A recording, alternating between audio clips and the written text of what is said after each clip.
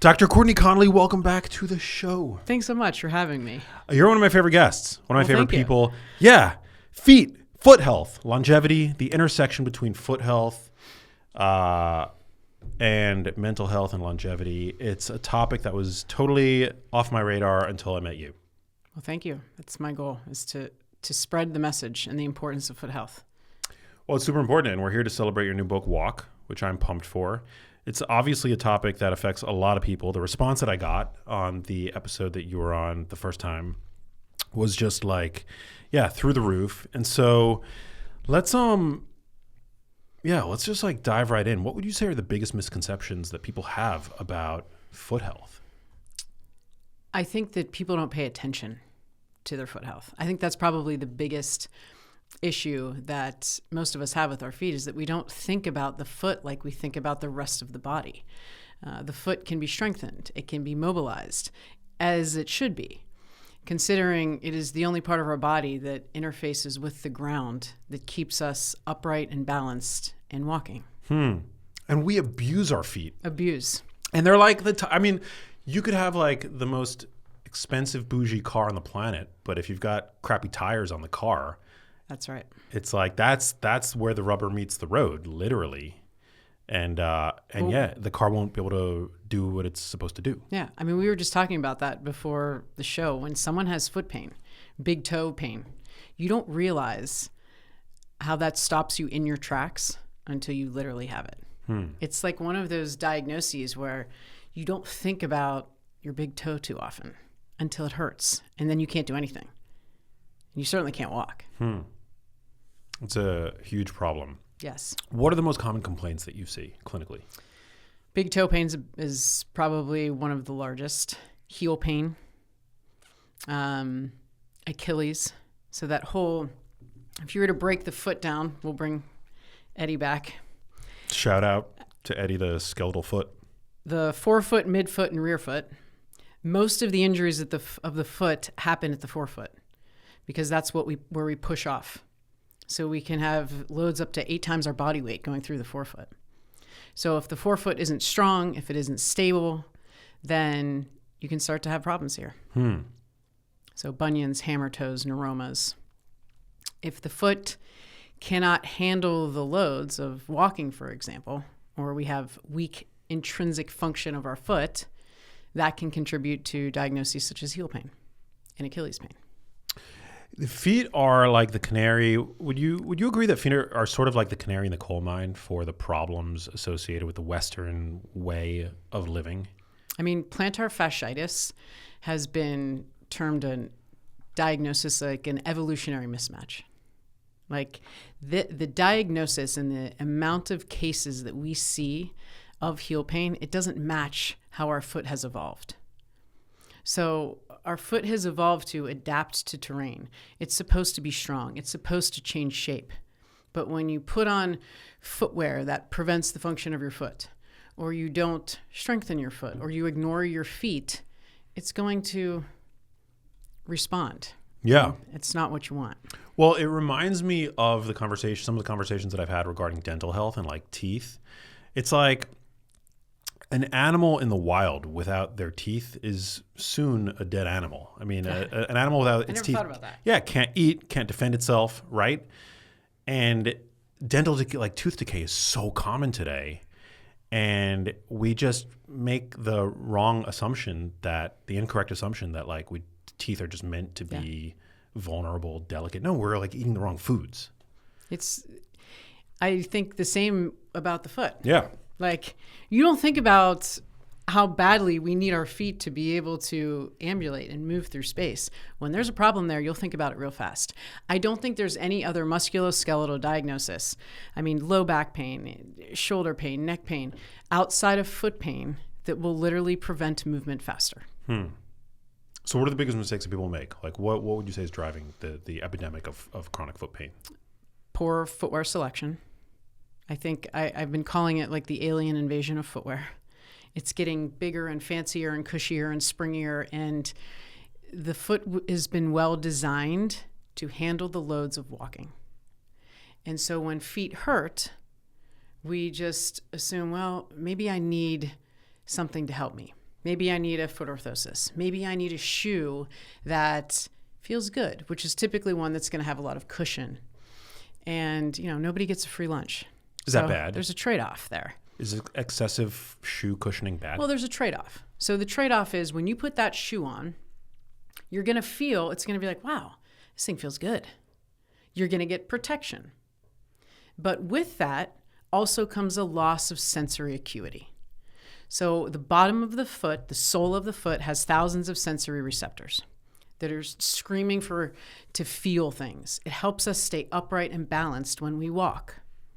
When you put a bunch of stuff between the sole of your foot and the ground, you compromise that sensory input. And that's a problem. If we don't want to fall and we want to balance, and think about if we wanted to lift something heavy. You don't want to wear your running shoe in the gym. Doesn't make sense. Are modern shoes making our feet weaker? I believe so. If you look at the shape of most modern footwear, it's not in the shape of the foot. The widest part of the foot is our toes. So that should be the widest part of the shoe. And if you look at most footwear, everything's tapered. I was on my flight coming out here, and it's my favorite time is to be in the airport because I just look at everybody's feet. Because I talk about this stuff all day long. So I'm like, everybody clearly is wearing functional footwear until I get to the airport, and I'm like, nope, it's not what's happening. And this guy had on leather dress shoes, and they were flexible, but you could literally see his bunions on both sides like protruding out from the shoe. And the toe box was like completely tapered. And I'm sitting there going, that cannot be comfortable. And I could just imagine what his foot looked like in there. I mean, bunions and hammer toes, it compromises the stability of the foot. It increases fall risk. So we're just making it harder on ourselves for absolutely no reason. Amen. What about arch support? You see a lot of products on the market today. Yeah. Arch support, over the counter, prescription. Is arch support helping or slowly disabling our feet?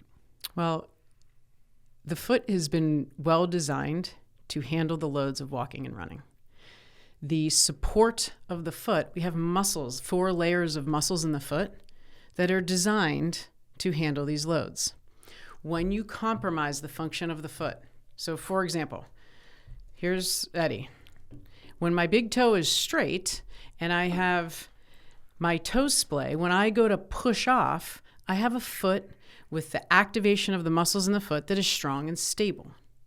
If I start messing around with the structure of the foot and squeeze the toes together, then you alter the function and the structure of the foot. And in those cases, then yes, you're going to need an arch support. But no, if we have a foot that is strong and mobile, then the answer to that question is a resounding no. You do not need arch support for your foot. Can you say you've spent a lifetime of wearing highly supportive shoes? Can you unwind whatever damage may have occurred? Slow and steady, little bits at a time. This conversation is not new. In 2007, Vibram came out with the 5 fingers. And I think the difference now and why this is catching on a little bit more is there's more education behind it. So in 2007, everybody got real excited. It's like, man, this stuff makes sense. Like, my foot shouldn't be in these foot coffins. They should be allowed to function and move. So people went from wearing a very aggressive shoe, probably with some type of foot orthosis in it, because that's just what you do. You buy a shoe and then you buy a foot orthosis. And they went right into a minimal shoe overnight. If I told you you were going to squat 100 pounds this week and then next week you're going to squat 200 pounds, you'd tell me I was crazy. Well, it's the same thing at the foot. You can't go from 0 to 100. The foot needs slow, progressive load so that it can build strength, so that it can build resiliency. And this time around, and in the book I talk about that, there's a whole chapter on transition because I think it's that important. If you do things slowly, 5, 10 minutes, get your foot stronger, then you can have a nice experience with the transition versus going too quickly. Then your foot starts hurting and then you're like, oh, this stuff is nonsense. I'm going back to my cushion shoe with my foot orthosis. Have sneakers and like maybe even formal wear, but like sneakers specifically, have they gotten worse over time? Yes. I mean, if you, there's a big running event every year. And when you go to this thing, it's like the last one that I went to, this was last year. There was a man standing in front of me. And if you look at all of this footwear now, the cushion is getting crazy. It's like 55 millimeters of cushion. That is this much stuff underneath the sole of the foot. And he was standing there talking to me, and he was literally like going like this. He was like, I'm like, can you stand still, please? He couldn't feel the ground. Wow. It's like you're standing on a pillow. So it just doesn't make a lot of sense to me. You want the least amount of cushion necessary to complete the task at hand. So if you were walking in New York City, for example, all day long, wearing the Vivo Barefoot that I have on my foot right now, which has a very thin and flexible sole, might be too much shoe for you. You want a little more cushion underneath the heel, for example. But you don't have to go 55 millimeters. Right. You can go like 20. It's a nice safe land. Yeah.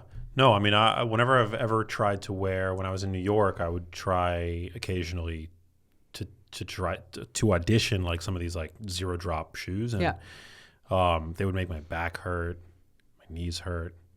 My favorite sneakers that I've found over the past like decade, I would say I've ordered them multiple times, are the New Balance 993s, and I have like no affiliation, but they're a vintage shoe. So I don't just wear them because they look cool and vintage and they've got that like dad shoe vibe. They I think that because they're vintage, maybe they're like less bulked up the way more modern iterations, may be. When I started getting into this, I used to have these conversations with my father. He used to play basketball in college. And he's like, Courtney, he's like, we used to just wear Converse. Like, that's all they wore on the basketball court. In college, like college ball, Converse. And he's also you look at like Jordan 1s, and they're just like flat, And it's just not what you see anymore. And, you can't blame footwear. But I think what we can have the conversation about is we're not paying enough attention to our feet, what we're putting into the shoe. We're building bigger bodies, stronger bodies, which is great. But you can't build a jet engine of a body on a paper airplane of a foot. You just have more loads going through it. So if you want to push off when you're walking, or you want to run fast, or you want to sprint, you have these loads that are going through your foot. And that foot is designed to handle those loads, but you have to train it as such. And people don't do that. How do we do it? Well, you start basics, right? Like, do you have good toe dexterity? So can you lift just your big toe or your four toes? Can you spread all of your toes? These are kind of good foot awareness drills that I'll start with all of our patients. In the book, we have a foot assessment chapter. So it's like, can you do these things? If you can't, start doing them. Then it progresses. Can you do banded work? Like you were going to do banded shoulder work. It's the same concept. You do it at your foot. But then it tends to stop there. And I think when you look at rehabilitation of the foot, you have to look at it like you would load everything else. Add weight, sled push, farmer's carries with significant weight. You can put your foot on like a slant board with your big toe extended, for example, and do like a calf raise with weight. I mean, there's so many creative ways, but you have to load the foot and ankle like we load everywhere else. My gym doesn't have a sled, but a farmer's carry I can do. Should I be doing that barefoot? If you can. Yeah. Yes. I would recommend barefoot because you want to be able to feel the ground. You also want to be able to push and roll through your foot. Again, if you have heavy loads in your hands and you have a lot of cushion underneath your foot, you're making it harder on yourself. The joints above the foot, the knee, the hip, the back, it's like they're going, where am I supposed to be in space? You'll be able to put more load through your foot, more power at push-off. Do you think most people should be wearing barefoot shoes? That's a good question. In an ideal world, yes. It's the environment where our foot can gain the most strength and power. It's also an environment that puts more loads through the muscles, tendons, and ligaments. You got to earn your right to be there. And some people might not get there. We also live in a world where a lot of us are on concrete all the time. So the foot was designed to be able to adapt to terrain, so to be able to change shape. And when you're standing on concrete all day long, or you're walking in a city all day long, that's a different conversation. But that doesn't mean you need excess cushion, all this arch support. It just means you need just a little protection. So ideally, yes, but not everybody will get there, and that's okay. It's more important of what you're doing with your foot and how you're training your foot. What's your take on flip-flops or slides, as some refer to them? So 2 conversations here. If we talk about a recovery sandal, so it's like, it's a slide, but it looks like you put your foot in there and you just start walking and you're like, damn, this thing's walking for me. It literally propels you forward. It looks like a boat. It's called a recovery sandal for a reason. It's a recovery shoe. You're supposed to wear those after you ran a marathon or when your foot is tired, because when you put your foot in that shoe, your muscles do less work. You produce less ankle power. So think about that. When you're using it for recovery, great. But you can't use that shoe all the time. People will be like, this feels great. I'm just going to wear this all the time. Nobody gets a free lunch. You're actually going to decrease power and decrease strength if you wear that type of sandal all the time. And the flip-flop is, I tell my daughter, it's like worse than the F word in our house. When you put the flip-flop on, in order to keep the flip-flop on during the swing phase of gait, so when your foot comes through, you have to curl your toes. Right. Or else the thing slides off. So when you do that, when you flex your toes, that's not what the foot does in the gait cycle. We do not do this when we walk. The toes stay flat. You roll through your foot. So you contribute to things like hammer toes. You compromise the function of your hip. So if you're going to wear a sandal, that's fine. Just wear a backstrap on it. Like a Birkenstock. Or it depends, right? So Birkenstock is a different type of sandal because it's very stiff and rigid. So if you have, like my patients who have big toe pain or heel pain, they love a Birkenstock because the foot's not moving. It's like a brick. So it's like, yeah, this feels good. But again, you're not moving your foot. So they have sandals. Earth Runners is one. Luna sandals is another. There's Bedrock. They have a bunch of sandals now that still give you enough cushion, but there's just a strap on the back of it. So it's having this shoe spectrum to know, like, think about it. I'm in Colorado. I always use the analogy of bikes. You have a road bike, you have a mountain bike, and you have a gravel bike. You're not going to take your road bike in the mountains. It's the same thing with footwear. You need to have your running shoe, then you can have a different type of shoe when you're in the gym, and ideally you want your foot to do most of the work. What are the best shoes for walking? My non-negotiable is wide toe box. So you have to be able to have the toes splay. So when you think of functional footwear companies that respect the anatomy of the foot, Ultra Running, Topo Athletic, Notice Footwear, those are the 3 companies we talk about in the book because there's not that many other companies out there. I wish there was. But there's a very small category of shoes that have the wide toe box, a low to zero drop, which means below 6 millimeters, and some varying cushion underneath the foot. That's a functional walking shoe. A minimal walking shoe, where you really get the benefit of feeling the ground, that you can roll that thing up into a ball. The difference between functional and minimal is the thickness of the sole. So it's thin and flexible. That's your Vivo Barefoot, your Zero, your Bilenka. There's so many companies out there now. Have you checked out a friend of the show, Mark Sisson? He's got a shoe line out. The Paluvas. Yeah, what do you make of those? Yes. I wear toe spacers all the time. So when I put those on, I'm like, this is nice. This is the only shoe I can wear without my toe spacers. It's basically the Vibram, but with more cushion underneath the sole. I think it's a great option for people. And the challenge with all of some of this, well, I guess I should say some of the footwear, as my daughter would say, she's never going to wear those shoes. So we have to have the conversation of function over fashion. That's my problem, is that I live in Los Angeles, and I like, I'm interested in fashion, and, it's like in the past, not so much these days, but I probably at some point would have described myself as a mild sneakerhead. Yeah. And you're not alone. Yeah. It's why we talk about the shoe clock, though.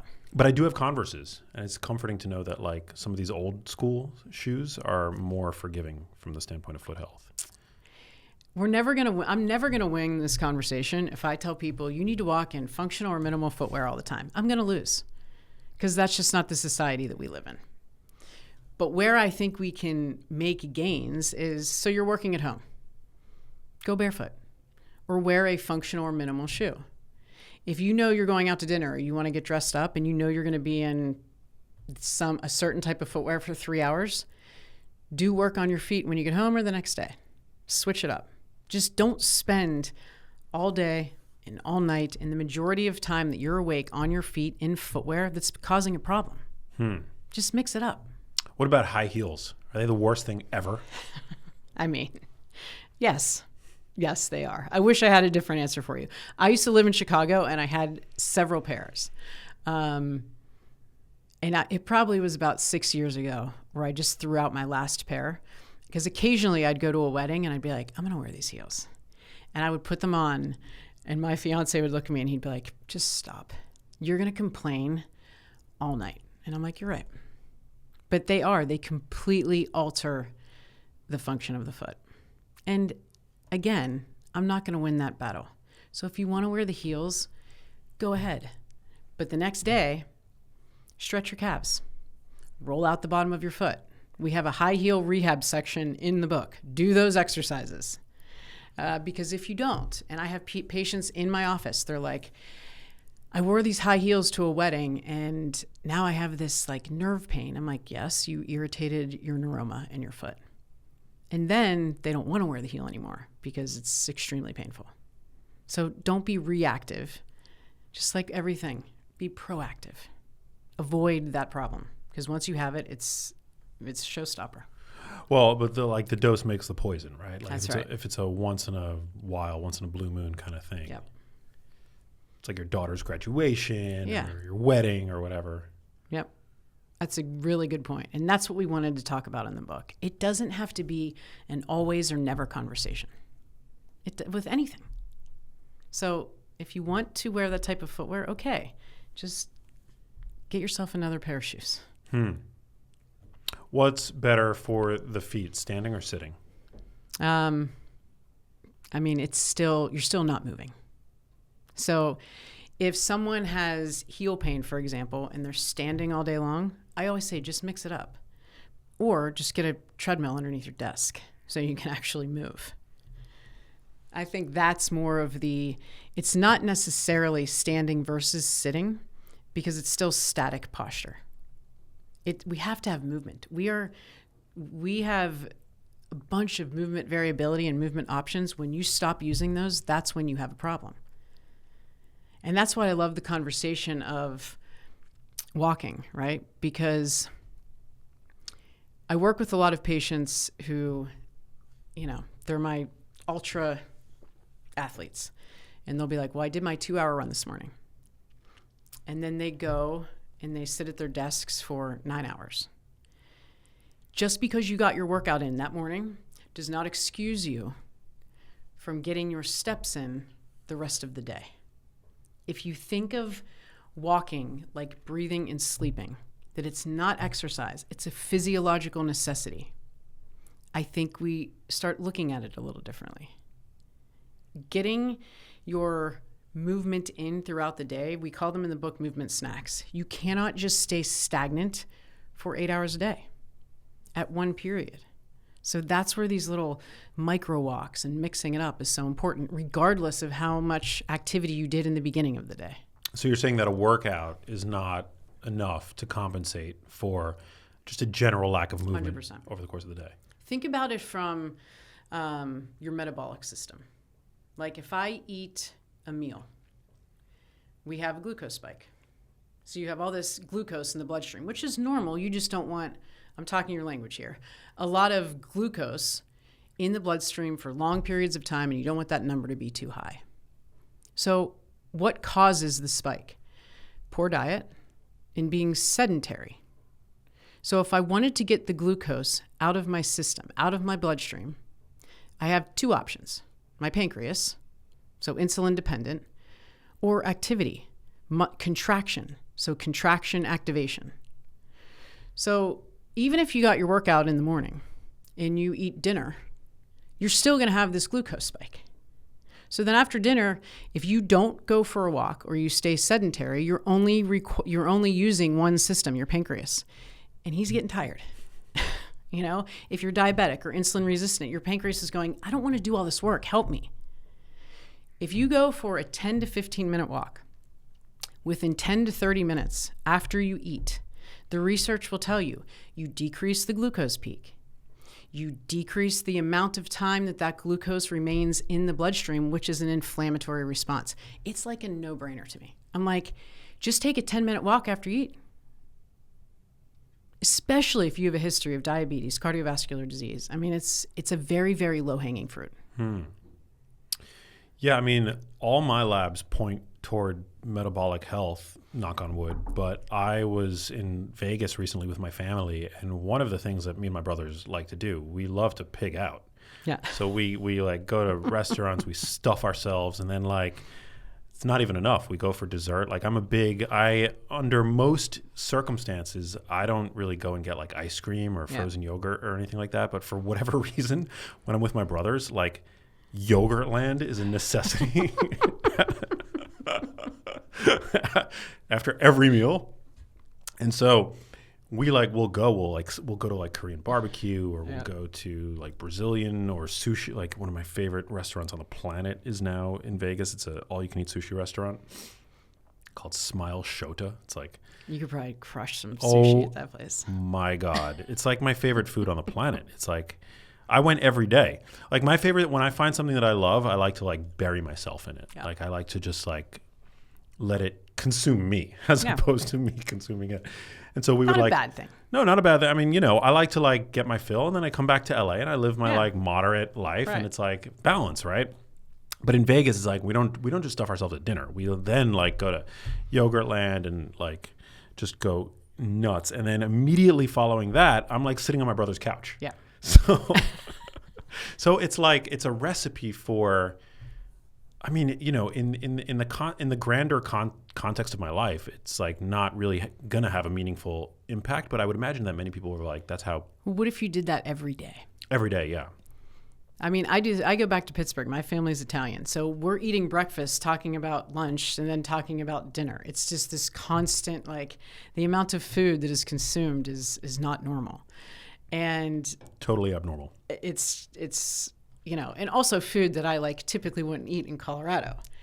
And by the time I leave there, I'm like, oh my gosh, like I'm tired. I mean, it was great. I love it all, but it's time for me to like get back.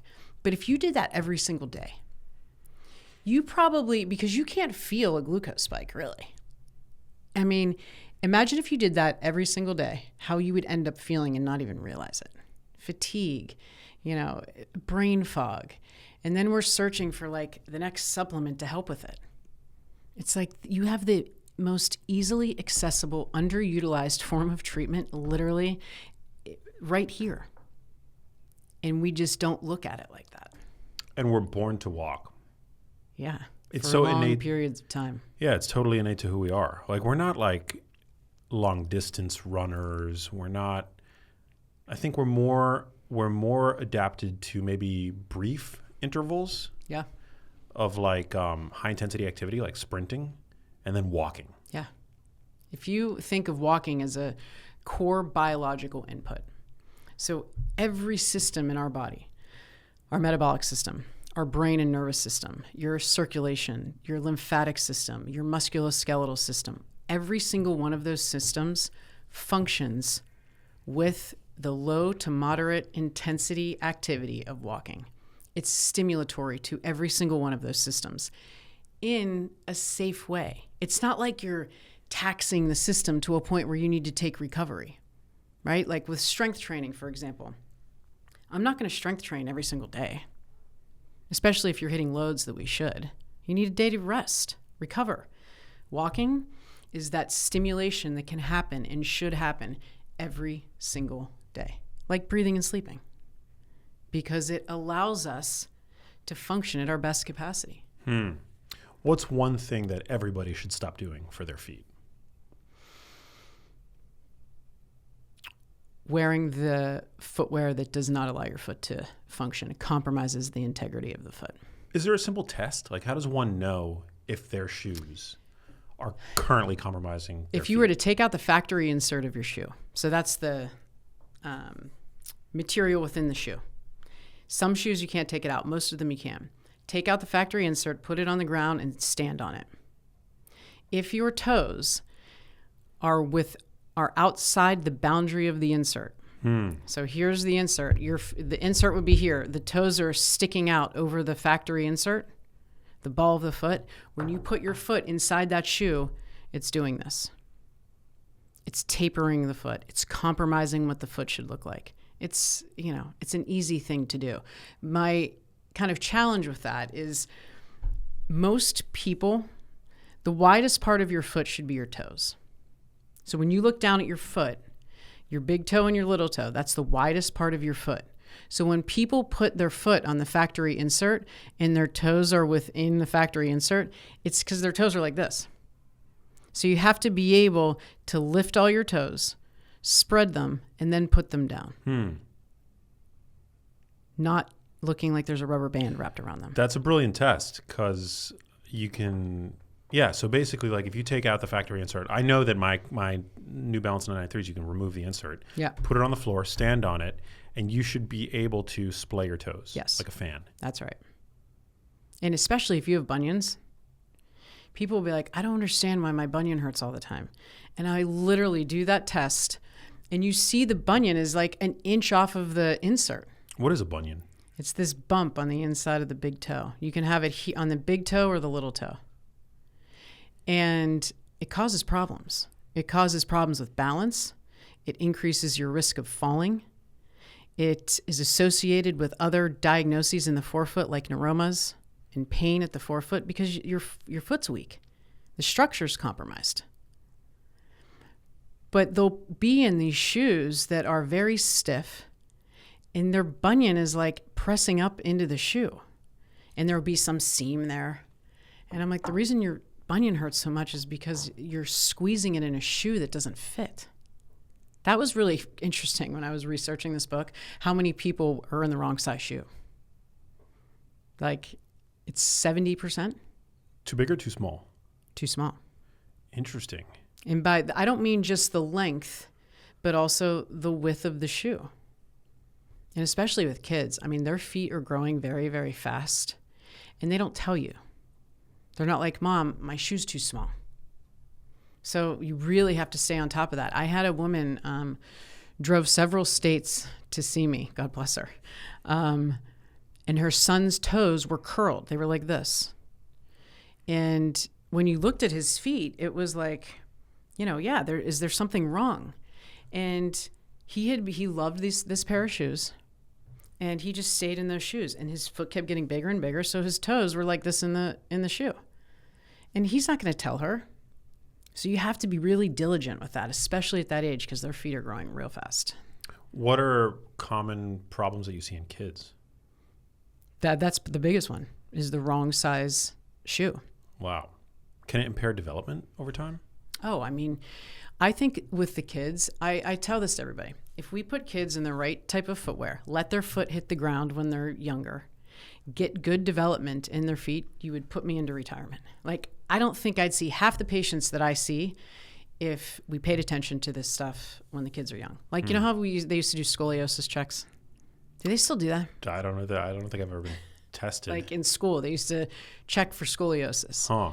And I'm like, they should be looking at everybody's feet. Interesting. I've always been told that I had flat feet. Yeah. Is that like a problem, something that's like overdiagnosed, physiologically normal, just a problem today? Like, what's the deal? it's one of those hot topics in our world right now, because before, when you would say flat feet, it'd be like, sound the fire alarm. Get this guy a foot orthotic, get this guy a foot orthosis, and get him some supportive shoes. And we know now that that is not the case. I've always just been told, like, I'd never be drafted. And I'm like, great. This is a great story. Why is that, by the way? Why wouldn't draft a person with flat feet? Because it implies they think it's going to compromise function. Interesting. Because a flat foot must be a weak foot.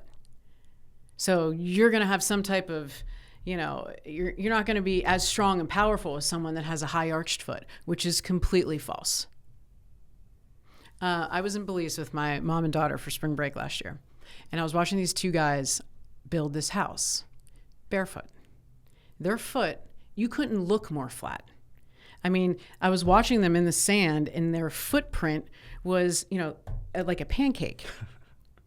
These guys had the strongest feet I've ever seen. Wow. They were building a house barefoot, but their foot looked flat. If I build my muscle, is my foot going to get bigger?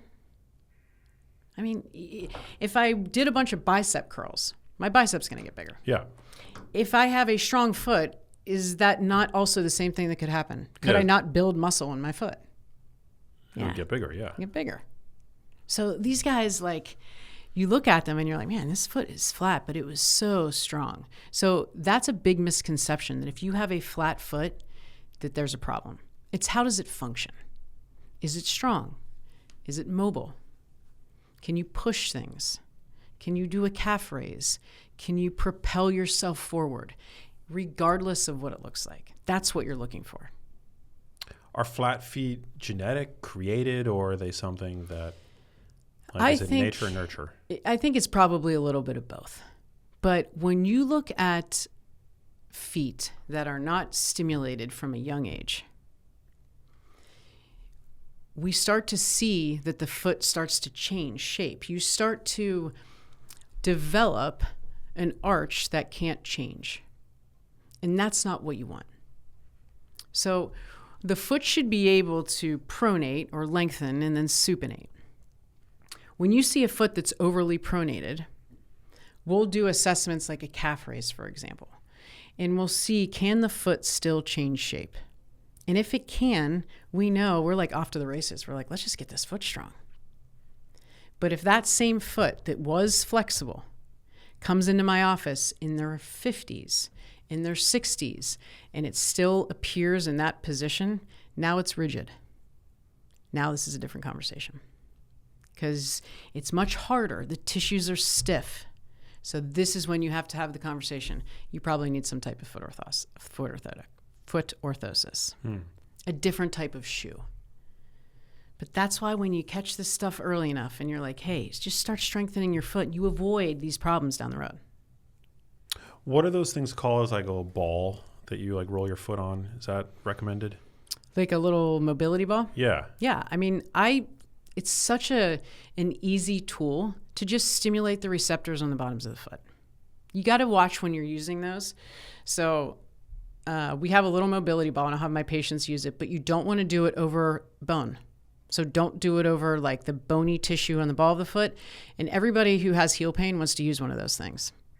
And they'll roll it over the bone. There's a bunch of nerves there. And they'll be like, yeah, when I roll it this way, it'll twinge. I'm like, well, you're rolling over a nerve. Don't do that. So just stick to the meaty part of the foot. But you're just kind of waking the foot up. Giving it a little love. Giving it a little love. That's right. Love your feet. What about toe spreaders? Yeah. They just feel good, or are they doing anything useful from the standpoint of foot function? I started wearing mine about 6-7 years ago, that's what got me into all this. I was a dancer. I was a triathlete. Wore foot orthoses for years. Developed bunions and hammer toes and neuromas. And again, when you can't walk because of foot pain, it really compromises everything. And so I started getting into all of this, and toe spacers were one of the things that really helped me, because it gave me the splay to my forefoot that I just didn't have, and it helped align my big toe. And that's why to this day I still wear them. My bunion is better. I don't have pain. My foot is so much stronger. But the structure, even though it's better, it's still there. So it helps keep my foot into alignment. I feel stable and strong with it. And do you wear them around the house? Do you wear them inside your shoes? I wear them pretty much all the time. Wow. Except when I'm sleeping. I'll wear, like, in my office, I'm like barefoot with my toe spacers on. They feel great. Yeah. I have the pair that you gave me the last time you were on the show. Yeah, they feel amazing. Think about it like when you're balancing. You know, especially if someone has a forefoot that has a bunion or some type of, you know, deformity in the forefoot. When you put that toe spacer on and then you have them balance again, they're like, wow, this feels good. It just makes sense. You have more real estate and your foot feels strong. And that's why I also love wearing them in the gym when I strength train, because it's like you can power up through your foot. I do a lot of now, like when I'm in the gym, especially for leg day, like my shoes are off, I would say, like most of the time. Yeah. Like my shoes are on when I'm doing like leg extensions and hamstring curls.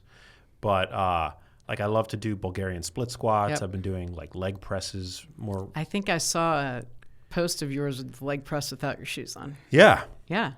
Motivated in no small part by the conversations that we've had. And I definitely feel like a more sort of I'm building a more holistic, I don't know if that makes sense, but like a more holistic strength. Yeah. Well, think about like a deadlift.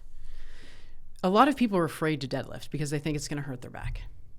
It's one of the best things you can do for your back when you load it appropriately.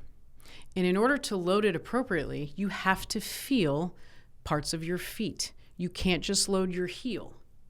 Because if I load my heel and try to deadlift, I'm going to put more loads through my spine, for example. You want to feel your midfoot. You want to be able to push through the ground. Now, I will not be able to do that unless I can feel my foot. So my coach is always telling me, feel your foot, find your midfoot, push through the ground. You can't do those things if you can't feel it. It's like my biggest, I think, pet peeve is in the gym, because everybody is strength training, and I think it's awesome. Well, we should be. We know at this point, like, you got to strength train. But you can't strength train in your running shoe. No. You see people doing, like, Bulgarian split squats, and their front leg is doing this. Like, their knee is quivering, and their foot is, like, standing on a pillow. I'm like, if they just took their shoe off, they could feel the ground better, stabilize the knee, stabilize the hip. Well, also, I can't even do a proper child's pose with my shoes on. Like, just try doing a child's pose. Yeah. Like, you don't even have to be lifting weights. Like, you'll see that the limitation of having your foot in a sneaker imposes on the whole entire rest of your body. Yeah, you can't plantar flex the foot. Yeah. Watch a baby try to crawl with the shoe on, because they can't do this to their foot. So their foot's like this. When the shoe's real stiff. Right. So it's like you can't crawl properly. You can't crawl properly. Yeah. Is that something beneficial, like crawling in the gym? Like, I don't know if there's like a term for it, but like, you know, building some of that proprioception. And I love crawling. I think it's really, when I see patients like in their teenage years, that's the one thing I will always ask their parents is, did they skip any developmental stages? It's really interesting. The ones that have scapular instability, right, where the scapulas are winging. That is an example of someone that may have skipped crawling because they don't establish that control with their hand on the ground as they were crawling. So it's like parents will be like, yeah, it was great. They skipped crawling and they went right into walking. I'm like, you missed this developmental stage of stimulating the scapula. What is your scapula? The bone back here that kind of hugs the rib cage. Huh. And it's very important for stability of the shoulder. Same with the hip. So when you're crawling, you get hip internal rotation. And so when you skip those things, your development can be altered. So I'll have teenage kids like crawling around my gym. I'm like, we're going back to crawling. Wow. So grown ass adults should be crawling more. I mean, it's interesting when you watch someone crawl, if they don't have good awareness or motor control and they start crawling, you're just like, whoa, what's happening here? I'll have to put like Like a TheraBand, like those thick TheraBands. I'll put it down the center of my gym, and I'll be like, don't have your knees cross the TheraBand, because their bodies are just, they cannot stabilize themselves. It's really pretty interesting. It's super interesting. Yeah, I've done it. I did it recently, like, because I was in a gym in Vegas. Actually, I was in a gym that had like this big wide open space where I could do stuff like that, which I can't do in my home gym. And yeah, like my entire core was sore the next day. Like I was definitely working muscles that I didn't even know I had. I love that. I love all the movement variability and movement options that we have. It's so cool. It is. And when you train for that movement variability, you have less oh shit moments out there. Sorry. Yeah. Like if you train your foot to see inversion, right? So if I was in the gym and I was doing calf raises, for example, you could do a calf raise on a slant board, which someone who has sprained their ankle, they're like, I would never do that. You have to do that. Because if I go outside and I step off a curb and my foot goes into inversion, wouldn't it be nice if I had already trained that position? If my brain sees it and knows it and can control it? So what does that look like? Calf raises off a slant board? So like if you had a slant board, you'd put your foot on there. Yeah. And you would do the calf raise in an inverted position. So you're pressing through the ball of the foot. So the outside of the foot is lengthened. So instead of doing the calf raise with the foot flat on the ground, it would be like this. Oh, so taking the slant, so like if my arm is the board, doing it like this way, like on the side? Yes. So your foot would actually be like this to start. Cool. Yeah. You can do it the other way, into eversion. The foot moves in all these positions. Train it as such. Like perpendicular to the slant. I mean, you wouldn't just train hip extension. Right. You want to train abduction and flexion. Right. So, and whenever I'm doing calf raises, you're right. My feet are completely, I don't know the terminology, but like, yeah, it would be interesting to try adding some variability to that ankle. Those are your stabilizers of your ankle, by the way. Your peroneals and your post-tib and all these muscles that kind of hug the ankle, those are the guys that help control this motion. Very important. Wow. Yeah. Yeah, I can see how that would help you build bulletproof feet and like injury prevention down the line. Kind of freaks people out though. They're like, is that safe? And I'm like, yes, just control your motion. I mean, if you think about the fact that you're like everybody listening to this, like we've inherited like such an incredible, like it's our birthright to be able to move. Yes. And these bodies that we've inherited, I mean, they didn't just develop overnight. I mean, they, countless millennia of trial and error on behalf of Darwinian evolution. Like you've inherited something so incredible, and to not train it through all of its myriad, to just like to just keep yourself constrained to, these modern movement patterns. Like you can see why so many people get injured so readily today.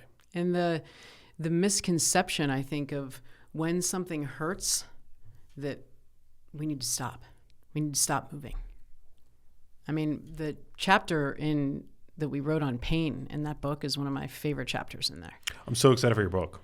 It's the conversation of pain is a difficult one.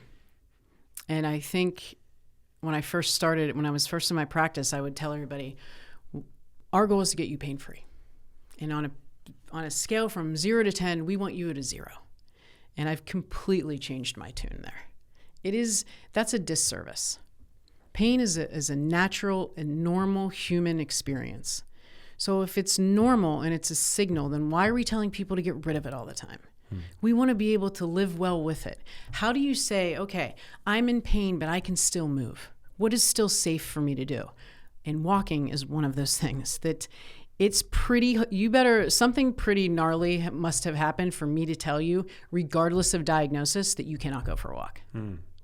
Outside of acute injury, right? Like fracture, acute ankle sprain, but pretty much every other diagnosis, whether it's physical, mental, emotional, what have you, it's the panacea of medicine. And I think it's being able to stimulate our bodies and to tell our systems it is okay to move through pain changes the conversation that we have with it. It's very interesting. Is there a particular job or occupation that is most risky from the standpoint of foot health? I think when people have to wear certain types of footwear all the time, like I've written many letters to the airlines because, especially for women, it's still wild to me that they have to wear a 2-inch heel when they're walking through the airport. And then when they get on the airplane, they can, wear a more comfortable shoe. I'm like, really? This is where we are right now? Is that true? It's true. There's a interview we have with a flight attendant in the book. And she was like, I wish we were allowed to treat our feet as well as we're supposed to treat our passengers. Flight attendants have to wear heels? They have to wear a certain type of shoe in the airport, and then they can... And that's changed because they used to have to wear heels in the airport, heels on the plane. And so it's getting better. Why do they have to wear heels in the airport? Uniform. It's what looks nice. Wild. Isn't it? That's crazy. It's so crazy. What about like dancers too? I would imagine dancers, like you have a background in dance. Yeah.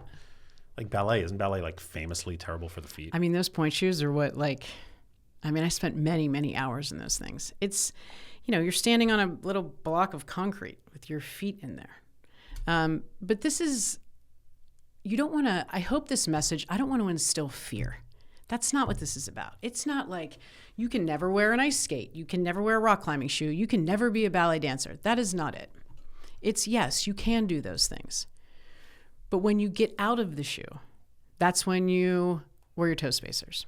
Had I known that toe spacers were a thing, which they probably weren't when I was dancing, I would have said, take my foot out of there, put my toe spacers on, wear my functional footwear. It certainly wouldn't be wear my ballet shoe, go and put my foot into a high heel, and then, where it's just problem after problem after problem. There's no reprieve. So that's what I wish I would have known. Who'd you write your book for? That's a great question. The dedication to that book is to all of my patients. I'm so incredibly grateful. It's my why. Every day I'm inspired by them because they put the work in, and they want to learn and they want to move. And at the end of the day, if you were to ask everybody, what do you want your last decade of life to look like? That will look different across the board, but I can guarantee you what every single person will say is they want to be able to walk. Everyone. Some people might say strength train or bike or do whatever, but everybody will say walk. And so that's what I want to do. I just want to make it easy for people to enjoy something that we are supposed to be able to do, that we were born to be able to do. So true. I feel like if you lose the ability to walk, you're probably increasing your risk for early mortality, I'm sure there's data on this and I'm not familiar with it, but like it's such an important part of what it means to be human and to be, social. Like think about the role that walking plays in social interaction. Yeah. That was some of my favorite research, was looking at the relationship walking, the research for that. There was a great study I found for mothers and daughters and how going for a walk with your daughter basically improved communication and improved your relationship. And I was thinking about that and I'm like, man, that's very true. I have a 14-year-old, and when she comes in through the door from school, I know exactly what I'm going to get. You can just tell by how she's walking, right? Which is another cool thing. And if I start with, how was your day? How are your friends? It's nothing. Fine, take me to Starbucks. Like, that's what I get. And then I told her, I said, listen, just do this with me. After we eat, just come take a walk with me, 10 minutes. And she'll complain. But then once she gets out there, it's like we're 5 minutes in and it's like the floodgates open. And she's just, and so-and-so did this. And it's like it's such a special time because I don't have to say anything. She just, And I don't know if it's a combination of being outside, that she's neurologically distracted, that her and I finally get time where she's not thinking about her phone or her this or her that, but it's really amazing what happens. And that can happen with your spouse, with your grandparents. And the community that's built with that is something so powerful. I think it's one of the most important things of walking with people. Have you heard that walking is a natural form of EMDR? In the pain chapter, we have these movement snacks. All right. So at the end of each chapter, there's like, try these things. And when I was looking for research for that chapter, one of the things they recommended was when you're walking to tap your hand back and forth on your leg. And it was a very similar concept to some of those therapies, which I thought was very, very interesting. I don't even know if you need to do the hand thing. I think like walking is a natural bilateral form of stimulation that my friend Ty Beal pointed this out to me. He's a nutrition scientist, and he was like, walking, one of the completely underappreciated benefits of walking is that it's like a natural means of reprocessing trauma, memories, and things like that. And that's one of the reasons, like, we don't realize it, but that's one of the reasons why, like, it's completely unconscious. But when we walk, it helps us process the shit that we're all going through. It's a panacea of medicine. We make it a lot harder. Like, this is easily accessible and underutilized for every single diagnosis. Like, I know that you're passionate about the dementia conversation. And when you look at what walking does for our mental health, I want to like scream this from the mountaintops, especially when you look at the step count. So walking for our mental health, we know we increase blood flow to our brain. That's good. Increase circulation, increase nutrients. We also know that we stimulate neuroplasticity. So my favorite topic, right? It's one of hope, right? That we have our brain's ability to reorganize and adapt. And when we're walking, we stimulate BDNF, right? So brain-derived neurotrophic factor. If you think of that as this protein that is like the fertilizer for your brain. And so it helps the function of our neurons, which is really cool. We also have neurogenesis, right? So we're going to form new brain cells, in particular in the hippocampus, which is where we have our memory function, which is also the part of the brain that is first affected by Alzheimer's. So there's like all these really cool things that happen in your brain. If you look at the step count, so you're like, man, if for all that stuff, we got to be walking 10,000 steps a day, 3,800 steps. If you were at 2,500 steps a day, and all you did was increase to 3,800 steps a day, you decrease your risks of getting dementia by 25% at 3,800 steps a day. I mean, we should be telling everybody this.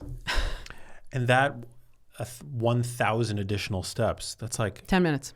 10 minutes of walking. 5 minutes. A 5-minute micro walk is 500 steps.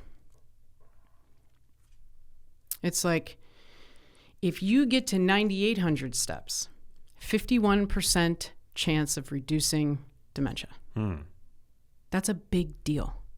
And it's not that, I'm not saying that if you just you can't step your way to not getting dementia. But when you start thinking about, okay, I want to get to 8,000 steps.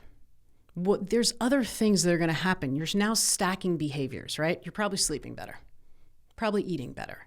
So it's this foundational thing that we can focus on objectively that can then build other habits. And I think that's just really cool. It's super cool. And everybody these days, I mean, most people have either iPhones or... Yeah. I'm not sure if Androids automatically do this, but I'd be surprised if they didn't. But like my iPhone automatically tracks my steps. Yeah. And it's a good way at the end of the day. Like when I'm in my clinic, I'm not sitting for like 7 hours. And I'm always like, man, I must have like 10,000 steps today. And I'll look at my watch. Shit, it's like 4,500. Because I'm not really, it's like ambient steps. So I know that when I get home, I got to at least get to 7,000.